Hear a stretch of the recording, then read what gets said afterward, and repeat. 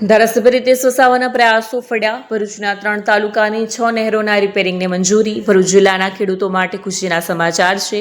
ઝઘડિયાના લોકપ્રિય ધારાસભ્ય રીતેશ વસાવાની સતત રજૂઆત અને સક્રિયતાને પગલે રાજ્ય સરકાર દ્વારા ઝઘડિયા, નેત્રંગ અને વાલિયા તાલુકાની વર્ષો જૂની નહેરોના રિપેરિંગ કામને લીલી ઝંડી આપી દેવામાં આવી છે. ભરૂચ જિલ્લાના છેવાડાના ખેડૂતોની ચિંતા કરતા ઝઘડિયા વિધાનસભા ધારાસભ્ય રીતેશ વસાવાએ ફરી એકવાર પોતાની જનસેવાની પ્રતિબદ્ધતા સાબિત કરી છે. ખેડૂતોને સિંચાઈના પાણી માટે પડતી મુશ્કેલીઓ અને નહેરોની બિસ્માર હાલત અંગે રીતેશ વસાવાએ રાજ્ય સરકારમાં મક્કમ રજૂઆતો કરી હતી. આ રજૂઆતોને ધ્યાને રાખીને રાજ્ય સરકાર દ્વારા 6 મહત્વની કેનાલોના રિપેરિંગ માટે મંજૂરીની પ્રક્રિયા તેજ કરવામાં આવી છે.